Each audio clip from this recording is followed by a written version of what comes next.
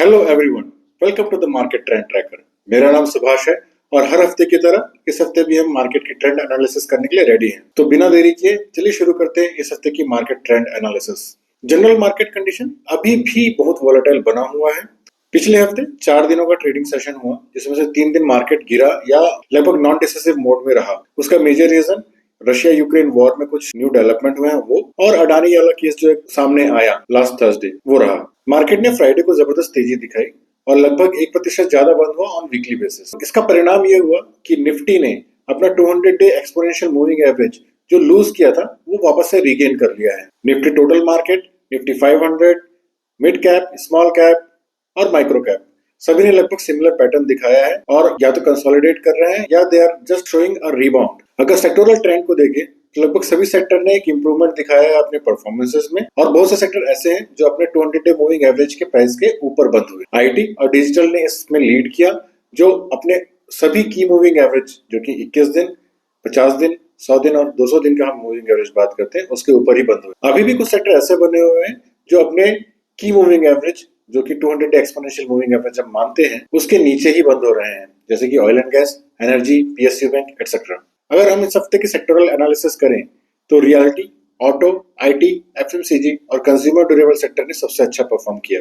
IT sector लगातार monthly basis पे भी अच्छा करता हुआ दिख रहा है। उसके अलावा बाकी सारे सेक्टर ने नेगेटिव रिटर्न दिया। IT sector he quarterly basis पे भी अच्छा परफॉर्म करता हुआ दिख रहा है, followed by mid and small health care, finance, bank and services sectors. सबसे खराब परफॉर्म करने वाले सेक्टर्स की अगर बात करें तो इस हफ्ते energy, metal, media, oil and gas and PSU bank ने सबसे खराब परफॉर्म किया। इस महीने भी energy, oil and gas, MNC, metal and PSU sectors लगातार खराब करते हुए दिख रहे हैं। पिछले 3 महीनों से oil and gas, energy, PSC, CPSC and FMCG sector में लगातार कमजोरी नजर आ रही है। अगर आप सबसे अच्छे और सबसे खराब सेक्टर्स को कंपेयर करें for long term and short term तो आप आसानी से बता सकते हैं कि मार्केट में अनसर्टेनिटी अभी बनी हुई है और कोई मेजर सेक्टर ऐसा नहीं है जो कि ट्रेंडिंग कर रहा हो एक्सेप्ट आईटी एंड डिजिटल। अब हम उन कंपनियों को देखते हैं जिन्होंने ट्रेंड फॉर्म करने में मदद करी। आप इन कंपनियों को नोट डाउन कर सकते हैं और अपनी खुद की वॉच लिस्ट बना सकते हैं ताकि आप अपना ड्यू डिलिजेंस खुद से कर सकें। आपके आसानी के लिए इन कंपनियों के वॉच लिस्ट का लिंक मैंने डिस्क्रिप्शन बॉक्स में डाल दिया है,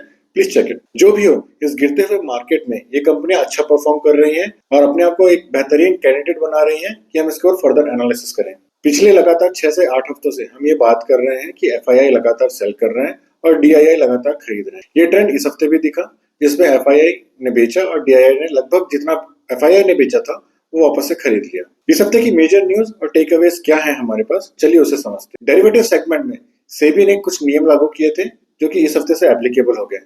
there might be some kind of volatility जो उसकी वजह से भी दिख रही हो। मार्केट ऑलरेडी एक डाउन ट्रेंड में था। मंगलवार को जब सेशन बंद हुआ तब उसने एक डोजी कैंडल फॉर्म किया। वो ये बताता है कि मार्केट वाज वेरी अनसर्टेन कि वो किस डायरेक्शन में जाए। लेकिन जब थर्सडे को मार्केट ओपन हुआ तब अडानी वाले न्यूज की वजह से पहले 15 मिनट में मार्केट जो गिरा उसके बाद उसे रिकवरी का मौका ही नहीं मिला। गुरुवार के अंत तक जब तक ये अडानी वाला न्यूज एब्जॉर्ब होता तब तक महाराष्ट्र इलेक्शन के एग्जिट पोल के न्यूज आने लगे, जिसका असर हमें फ्राइडे को दिखा जब मार्केट ने एक रैली दिखाई। जैसी रैली शायद तक हमने बजट की रिकवरी के बाद से नहीं देखी। मार्केट अभी भी डाउन ट्रेंड में बना हुआ है और जैसा मैंने पिछले हफ्ते कहा था हो सकता है कि मार्केट यहाँ से रिबाउंड करे और एक लोअर हाई बना के फिर से डाउन ट्रेंड में चला जाए। So we have to be very careful क्योंकि मार्केट बहुत वोलेटाइल है।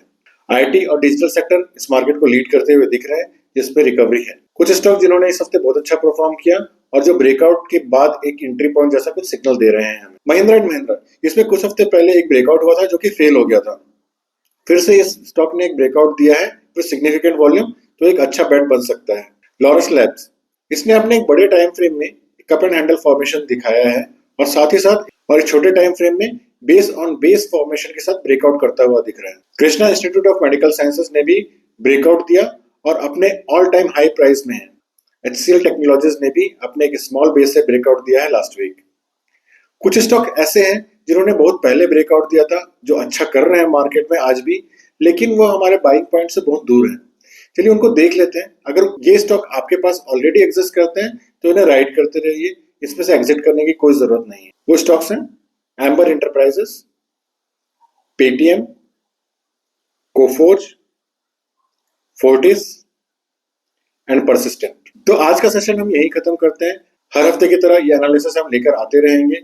आपको स्टॉक मार्केट से रिलेटेड कोई सा भी सवाल हो वो आप कमेंट बॉक्स में डालिए। अगर आपको हमारा कंटेंट पसंद आता है तो प्लीज लाइक, सब्सक्राइब और शेयर बटन दबाइए और हमें कमेंट में यही बताइए कि आपको और क्या देखना है। ये हमको मोटिवेट करता रहता है कि हम इस तरह कंटेंट आपके लिए लगातार बनाते रहें। प्लीज नोट कि 25 नवंबर को हम अपना लर्निंग वीडियो का सीरीज लॉन्च कर रहे हैं, जिसमें हम कोशिश ये कर रहे हैं कि बिल्कुल आसान भाषा में आपको इन्वेस्टमेंट के बारे में सिखा सके और स्टॉक एनालिसिस के बारे में समझा सके। वीडियो अंत तक देखने के लिए धन्यवाद।